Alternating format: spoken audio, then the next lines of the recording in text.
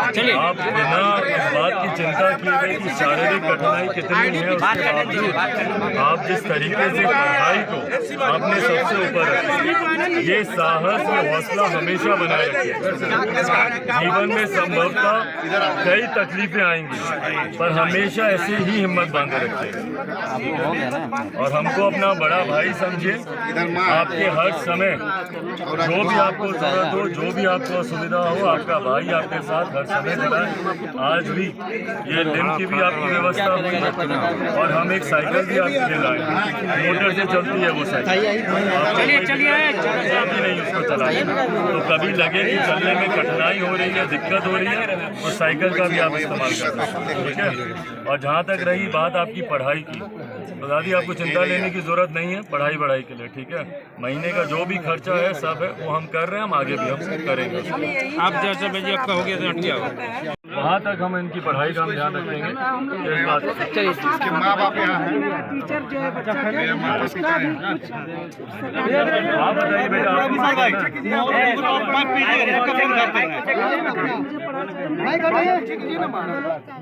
करना चाहती हो ना, ठीक है। पढ़ाई में आपको कहीं कोई दिक्कत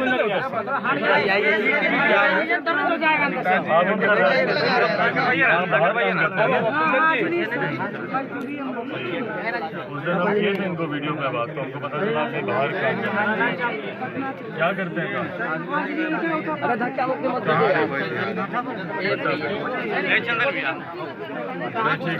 बेटिया बहुत साहसी है, बहुत बहादुर है।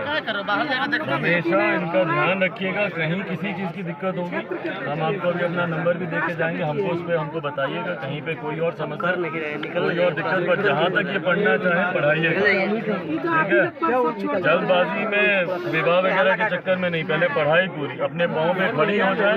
आज देखिए कैसे अपने दोनों पाँव पे खड़ी हो, पर ये भी रह के समय समय पर इसको भी बदलवाते हमको रहना होगा। भाई बच्ची बड़ी होगी फिर और बड़ा लिम लगेगा, ये होगा, तो वो सब हमको बदलवाते रहना होगा। तो उसके लिए एकदम निश्चिंत रहिए, उसके लिए हम हैं, हम सब करवाएंगे ना। साथ ही में बच्ची जो पढ़ना चाहे, जैसे पढ़ना चाहे, साथ दीजिएगा। लेकिन क्वेश्चन करने वो सब क्या। चिराग बड़े भैया, इंडियन टाइम्स न्यूज से हूँ। मैं जानना चाहूँगा कि आप इनको कहाँ पढ़ाइएगा, प्राइवेट स्कूल में पढ़ाइएगा कि सरकारी स्कूल में पढ़ाइएगा?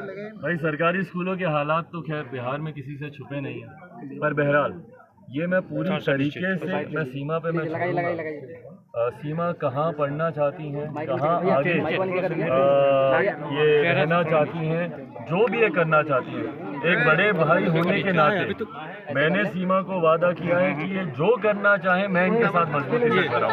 अब समय समय पर ये निर्णय सीमा को लेना है, सीमा कहाँ पढ़ना चाहती हैं, कहाँ आगे की शिक्षा हासिल करना चाहती हैं, बड़ी होकर क्या बनना चाहती हैं, किस क्षेत्र में जाना चाहती हैं। भाई होने के नाते चट्टान की तरह मजबूती से मैं सीमा के पीछे खड़ा हूँ, पर ये निर्णय समय समय पर सीमा को ही लेना है। बड़े भैया, वास्तविकता की बात करें तो अगर ये सरकारी स्कूल में पढ़ेगी तो क्या आपको लगता है कि आगे बढ़ पाएगी? अगर वही अगर प्राइवेट स्कूल में पढ़ती है तो फिर सवाल आता है कि आगे सरकारी स्कूल में शिक्षा व्यवस्था कैसी है कि वो नहीं पढ़ना चाहती, जैसे कि सोनू कुमार नहीं भाई सरकारी स्कूल की पोल तो कहीं ना कहीं सीमा के लोगों थोड़ा पीछे, सीमा के छोटा भाई कहूँगा सोनू, इनसे उम्र में आसपास ही होंगे। हम खड़ा करवा देंगे, खड़ा करवा तो पूरी खोल दी है ना।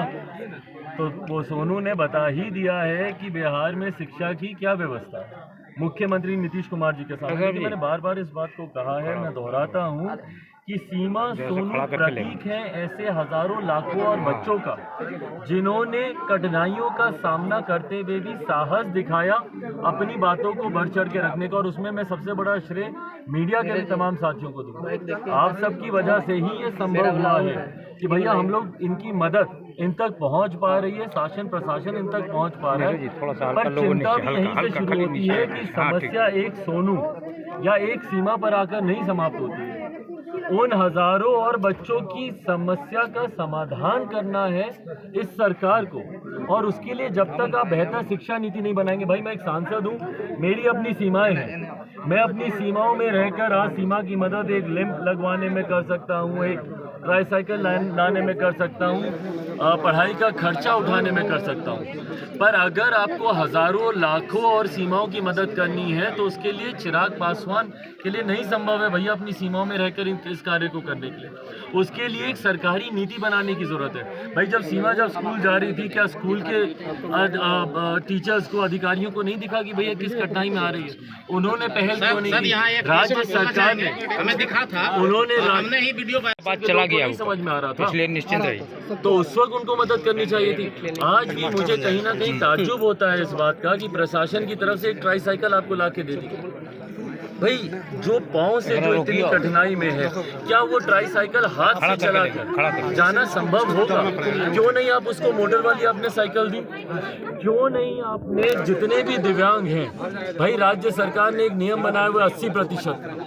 भाई 80% दिव्यांगता होगी तो उससे ज्यादा होगी तब हम देंगे। भाई जो दोनों बच्चों से जो व्यक्ति पाँव से लाचार है, अभी यहाँ बगल में 1 किलोमीटर की आप दूरी पर जाएंगे, बुद्धू कुमार यादव करके एक बच्चा है जो BA फर्स्ट ईयर में पढ़ रहा है। दोनों पाँव से बेचारे वो लाचार नहीं चल सकते, पर क्योंकि दिव्यांगता का स्तर वो नहीं है, उनको भी हाथ की साइकिल मिली है। तो भैया क्यों नहीं ये नियम बनाया जाता है कि जितने ऐसे दिव्यांग हो उनको जो सर्वश्रेष्ठ उपकरण हो, जो देख नहीं सकता, उनके लिए सेंसर वाली वो लाठी वो क्यों नहीं राज्य सरकार देती है?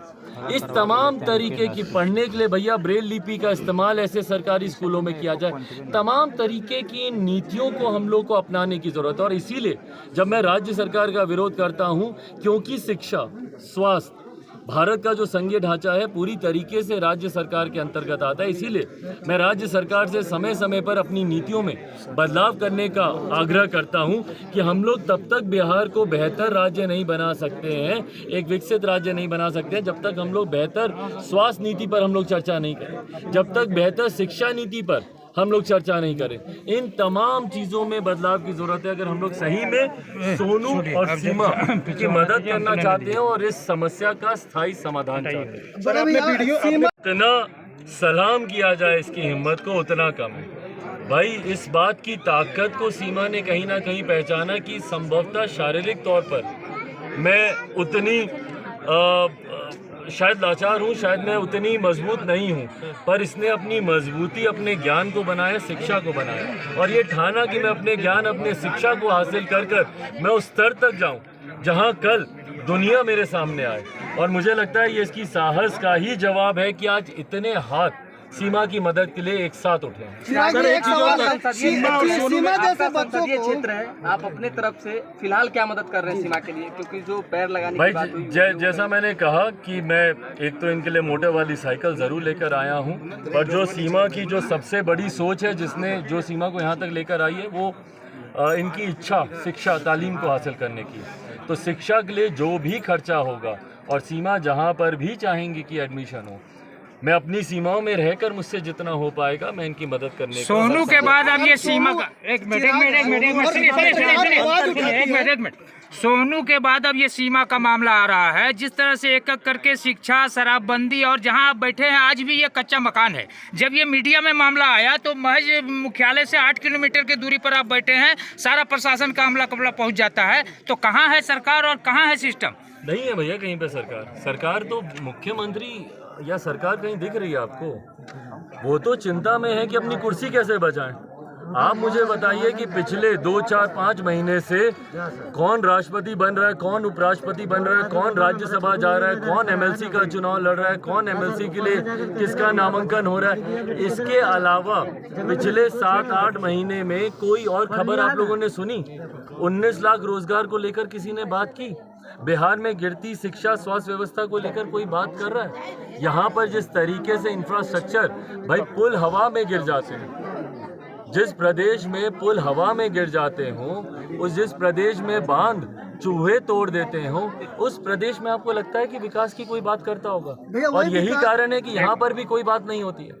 यहाँ पर भी अगर बात होती है तो सिर्फ और सिर्फ मुख्यमंत्री कौन है और मुख्यमंत्री कब तक मुख्यमंत्री पद पर बने रहेंगे, सिर्फ इसकी बात होती है सरकार में। मीडिया वही आवाज उठाती है भैया, तो उसी मीडिया को जो है धमकाया जाता है, जान से भी मार दिया जाता है। तो जो व्यक्ति सीमा जैसे, सोनू जैसे और शिक्षा पे हर मैटर पे आवाज उठाता है, तो हम पत्रकारों को क्या जीने का अधिकार नहीं है, सवाल पूछने का अधिकार नहीं है? आखिर क्यों दिन दहाड़े मार दिया जाता है पत्रकारों को? बिल्कुल अधिकार है, और लोकतंत्र का चौथा स्तंभ ही है पत्रकारिता।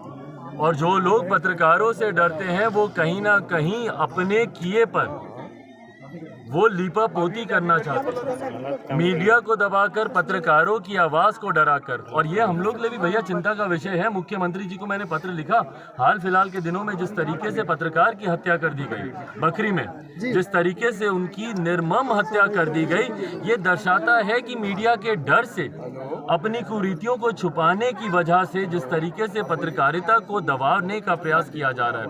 हकीकत है भैया, जब आप लोग सच्चाई दिखाते हैं तो गाये बगाए ये खबर हम लोगों तक पहुंचती है कि प्रशासन किस तरीके से आपके ऊपर दबाव बना रहा है, प्रशासन किस तरीके से डरा रहा है, धमका रहा है, या स्थानीय दबंग लोग किस तरीके से आप लोगों को डराने धमकाने का कार्य कर रहे हैं। ऐसे में पुनः सरकार की जिम्मेदारी बनती है कि पत्रकारों को भी उचित सुरक्षा मुहैया कराई जाए। जब भीड़ से निकल के कोई सीमा या सोनू बाहर निकलता है, जब भीड़ से निकल के कोई सीमा और सोनू बाहर निकलता है, मुख्यमंत्री तक अपना आवाज पहुंचाना चाहता है, तो अपने अधिकारी से पूछते हैं कि बच्चा क्या बोल रहा है, कहीं ना कहीं इग्नोर करना चाहते हैं, या उम्र का असर है? अब जो भी कारणों पर मुझे बताइए ना। चलिए, यहाँ पर तो कोई ऐसी चीजें थी जो तत्काल प्रभाव से हम लोग मदद करवा पाए, पर सोनू का बताइए, उसकी शिक्षा, उसकी एडमिशन को लेकर अभी तक प्रयास चल रहा है। मुख्यमंत्री के सामने ये चीजें आने के बावजूद भी अगर मदद पहुँचने में इतनी समय लगती है तो उदासीनता प्रशासन की तरफ से, राज्य सरकार की तरफ से स्पष्ट जाहिर हो। बस भाई, बस ये दोनों बच्चियां कनाडा की राजदूत बनेगी एक दिन के लिए, बेबी जमुई की बेटी। ये दोनों बच्चियां बिहार का गौरव है। एक तरफ बेबी है कनाडा की राजदूत जो कनाडा की राजदूत, मुझे लगता है देश भर से अंतर्राष्ट्रीय बालिका दिवस के दिन देश भर से मात्र 11 बच्चियों को चुना गया, अगर मेरी जानकारी सही है, मात्र 11 बच्चों को, जिसमें बिहार से मात्र 3 बच्चियां हैं, जिसमें मुझे खुशी है, मुझे गर्व है कि हमारी जमुई की बेबी है, जिन्होंने समय समय पर बाल विवाह के खिलाफ, लिंग को लेकर जो मतभेद किया जाता है उसके खिलाफ, रह रहकर जो बच्चियों के खिलाफ जो भी असामाजिक कुरीतियां होती हैं उसके खिलाफ बेबी ने आवाज उठाने का काम किया, जिसको देखते हुए इनको ये सम्मान प्राप्त हुआ कि एक दिन के लिए अंतर्राष्ट्रीय बालिका दिवस के दिन 11 अक्टूबर को ये ऑस्ट्रेलिया में भारत का प्रतिनिधित्व ये करेंगी राजदूत के तौर पर एक दिन के लिए। तो वहीं दूसरी तरफ सीमा है, जिन्होंने अपनी तमाम समस्याओं को आप 2 मिनट रुक जाइए ना, 2 मिनट दीजिएगा, कहाँ जा रहा है? हार नहीं मानते हुए सीमा ने अपनी आवाज को बुलंद किया और आज कहीं ना कहीं ये सफल हुई है अपने संघर्ष में। तो इन दोनों बच्चियों पर बिहार को गर्व है और एक सांसद होने के नाते मुझे गर्व है कि ये दोनों बच्चियां, सीमा हो बेबी हो, मेरे संसदीय क्षेत्र की हैं। गर्व है हमें ऐसी बच्चियों पर। बीए की पढ़ाई पूरी कर कुमार यादव, वो भी बेचारा इसी तरीके से दोनों पाँव से वो लाचार है। और प्रशासनिक मदद राज्य सरकार में क्या है कि भैया हाथ वाली आप साइकिल दे दीजिए, क्यों नहीं आप सबको मोटर से संचालित साइकिल आप देते। आज मैं सीमा के लिए मैं लेकर आया भाई, कम से कम थोड़ी सुविधा तो होगी चाहिए। और जब तक सीमा का पूरी तरीके से हम लोग इलाज नहीं करवा पाते, ना होगा, बनेगा वो आर्टिफिशियल लिंग जो बनना है वो बनेगा, उसमें समय लगेगा। अच्छा, ये बताइए चिराग जी, सीमा के अलावा और भी अनेकों बच्चे हैं बिहार में और पूरे देश में, उनके लिए मदद क्यों नहीं किया जाता है? बिल्कुल, वही मैंने कहा कि सबके लिए जरूरी है। जब तक बिहार में बेहतर शिक्षा नीति नहीं बना, जब तक इन बच्चों की सुविधाओं के लिए हम लोग एक स्थायी समाधान नहीं ढूंढते। और इसीलिए मैं बार बार मुख्यमंत्री जी की नीतियों का जो मैं विरोध करता हूँ, भाई ये बच्ची जो स्कूल जाती है लोगों को नहीं पता कि बच्ची कितनी कठिनाइयों के साथ स्कूल आ रही है। क्यों नहीं सरकार की द्वारा, चिराग जी क्या आपको लगता है कि ट्राई कैसे देते हैं सीमा के हौसले को? भाई उसकी जितनी तारीफ की जाए। अगर आपको हमारा वीडियो पसंद आया हो तो इसे लाइक करें, सब्सक्राइब करें और साथ ही बेल आइकन दबाना ना भूलें।